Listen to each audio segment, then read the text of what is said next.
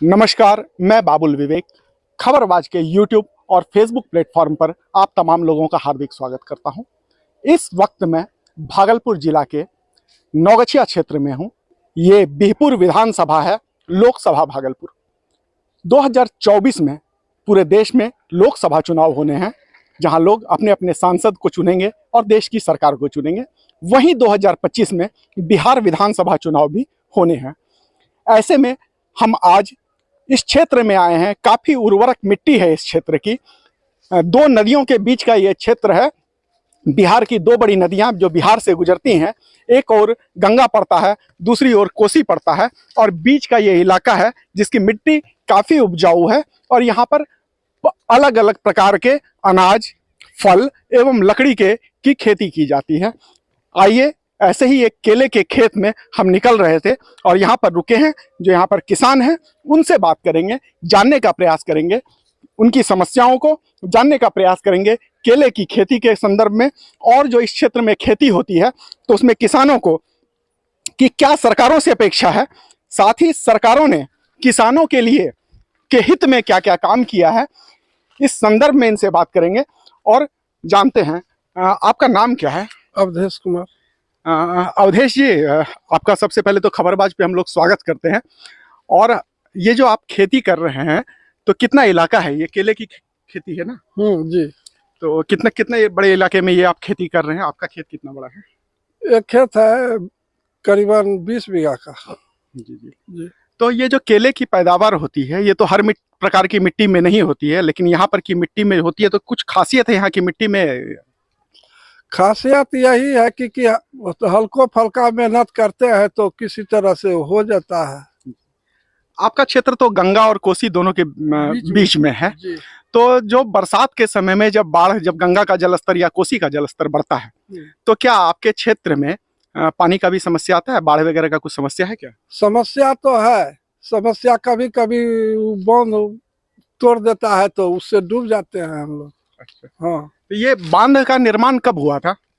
ये निर्माण बांध का तो जब से रेलवे लाइन था उसी जगह उसी समय से बांध था।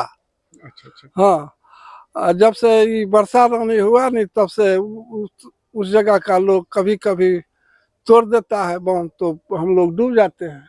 मैं आपको बता दूं कि अवधेश जी जो हमें बता रहे थे रेल लाइन के बारे में, ये पहले छोटी लाइन ट्रेन चला करती थी। उस वक्त पुल नहीं हुआ करता था गंगा पर, और एक तरफ से गंगा के दूसरे तरफ जाने के लिए लोग नाव और बोट का सहारा लिया करते थे।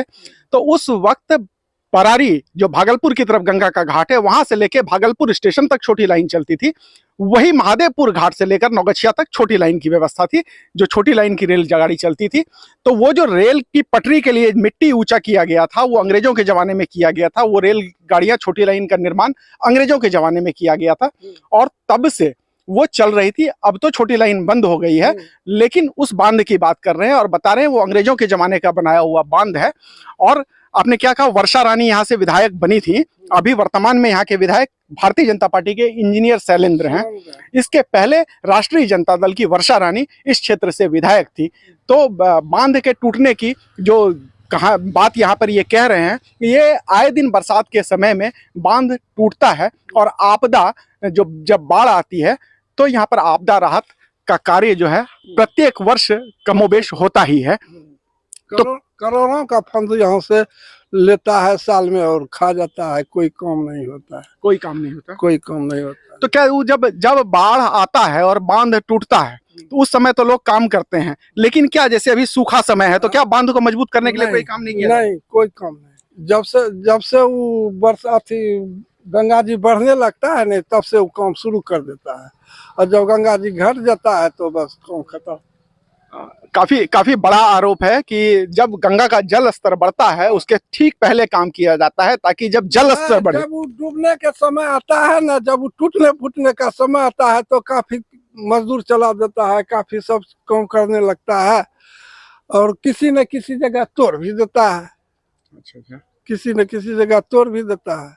मतलब आपदा को जो है ये आमंत्रित करके बुलाया जाता है कि आपदा आइए। अगर पहले बांधों को बरसात से पूर्व अगर बांधों का मरम्मती किया जाए, बांधों को ऊंचा किया जाए, उन्हें मजबूत बनाया जाए, तो पानी बांध नहीं टूटेगा, लेकिन उनको कमजोर छोड़ा जाता है। और जब पानी का लेवल बांध तक आ जाता है या बांध टूट जाता है कहीं पर, तब उस पर राहत किया जाता है और फिर अगले वर्ष फिर उस पर कोई ध्यान तब तक नहीं दिया जाता जब तक वो टूटता नहीं है।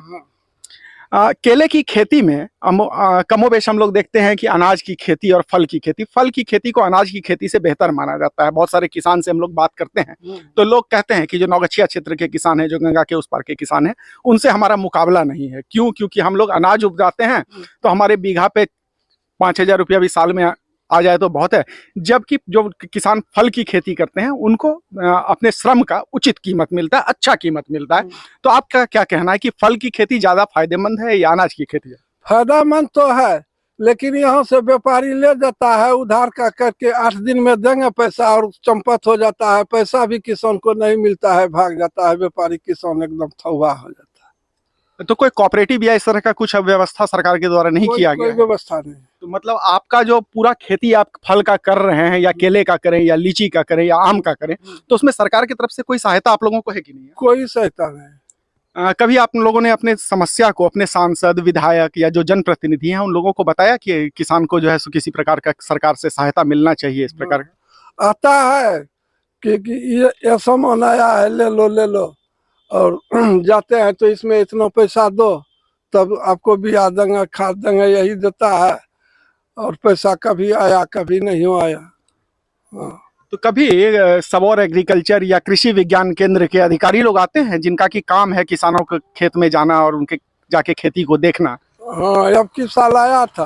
अच्छा। हाँ, कहाँ के थे, यही हुआ 1-1.5 महीना करीब, और मुखिया के द्वार पर मीटिंग करके वो चले गए। अच्छा, तो खेत तक नहीं आए? या आप लोगों को ये नहीं बताते हैं क्या कि जो है केले की कौन सी प्रजाति लगाया जाए या कौन सी बीमारी में क्या उपाय किया जाए? ये सब आप लोगों को कोई कृषि संबंधित सहायता नहीं करते हैं? आइए अभी आइए आपसे भी बात करते हैं, आप भी किसान ही हैं। तो ये यहाँ पर जो आपके सरकार के लोग, जो सिस्टम के लोग हैं, वो लोग आके आप लोगों को किसी प्रकार की कोई सहायता सरकार से, कुछ बोरिंग या खेत से संबंधित खाद बीज इस प्रकार का कोई सहायता आप लोगों को मिलता है? नहीं मिलता है, कोई सहायता नहीं मिलता है। पंचायत स्तर नहीं उत्पादन में किसी प्रकार का सहयोग है, न बिक्री में किसी प्रकार का सहयोग है। यानी कि जो भी कर रहे हैं इस क्षेत्र के किसान वो अपने दम पे कर रहे हैं। अपने दम पे कर रहे हैं। आप देख सकते हैं ये बिहार है जो श्रम की भूमि है। यहाँ के लोग इतने जीवट हैं कि अपने ही मेहनत के बल पर बिना किसी सरकारी प्रयास के इस पूरे क्षेत्र को फल का क्षेत्र बना दिया गया है। किसानों ने अपने मेहनत से केले की खेती, लीची की खेती, आम की खेती, जो लकड़ियां हैं उनकी खेती, चाहे वो सागवान हो, महोगनी हो, इस प्रकार की खेती यहाँ पर किसानों ने स्वयं की प्रेरणा से किया। सरकारों से इन्हें अब तक किसी प्रकार का कोई सहयोग नहीं मिला है। आपके विधायक कौन है आप जानते हैं? सिलेंडर उनको बोलने दीजिए। आपके सांसद कौन है? संसद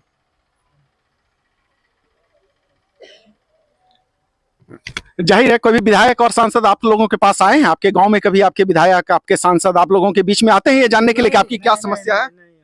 कोई नहीं आता है। तो आप लोग जो वोट देते समय क्या चीज को देख के वोट देते हैं?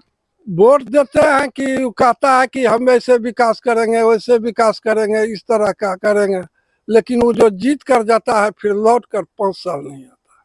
मतलब जो वादा करता है तो आप लोग वादे पे भरोसा करके वोट तो दे देते हैं, लेकिन उसके बाद वो नहीं आता है फिर। तो इसी का परिणाम होता है कि पिछले वर्ष जो पिछला चुनाव था उसमें यहाँ से विधायक राजद की वर्षा रानी थी, लेकिन इस चुनाव में वो हार गई और इंजीनियर शैलेंद्र 2020 के चुनाव में इस क्षेत्र से विधायक बने। उसके पहले भी नहीं आ रहे हैं, वो भी जो जीत कर गए हैं एक दिन भी वो नहीं आए, एक दिन भी वो पंचायत नहीं घूमे हैं। वो कहाँ है इसका कोई ठिकाना नहीं।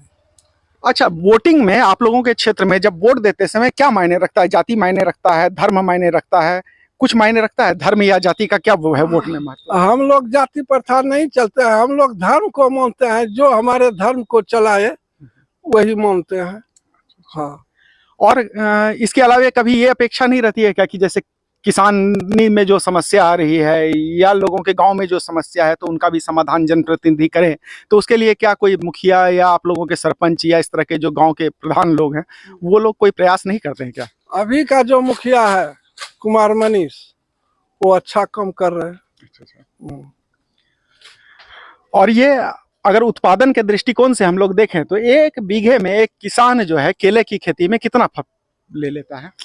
यदि उसको सही उपज हो जाए, सही पैसा मिल जाए, तो ₹1,00,000 तो जरूर हो जाएगा 1 बीघा में। 1 बीघे में हो जाएगा। हाँ। लेकिन समस्या ये है क्या कि उसको जो है सही कीमत नहीं मिलता। सही कीमत नहीं मिलता है, कहता है कुछ और लेकर के वो भाग जाता है पैसा किसान को नहीं। जो किसान अड़कर रहता है कि हम यहीं पर पैसा ले लेंगे, वो ले लेता है। जो जिसको भरोसा है कि दे देगा, भरोसेमंद पर देते हैं, वो लेकर के चला गया तो फिर वो लौट कर फिर नहीं आता। कहाँ कहाँ जाता है यहाँ का फल?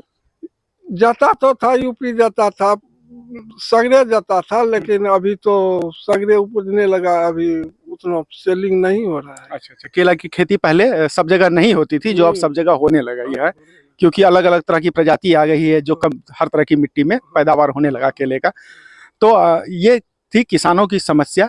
और इस वक्त मैं नौगछिया क्षेत्र के ध्रुवगंज गांव में हूं और हमारे साथ किसान अवधेश जी थे, जिनसे हमने गांव की समस्या, खेती से जुड़ी समस्या और राजनीति से जुड़ी समस्याओं पर बातचीत किया और जानने का प्रयास किया कि क्या सोचते हैं नौगछिया क्षेत्र के किसान, सरकार से क्या उनकी अपेक्षा है, उनकी खेती से संबंधित क्या परेशानियां हैं, उनके जीवन में किस प्रकार की परेशानियां हैं, इनको जानने का एक प्रयास किया।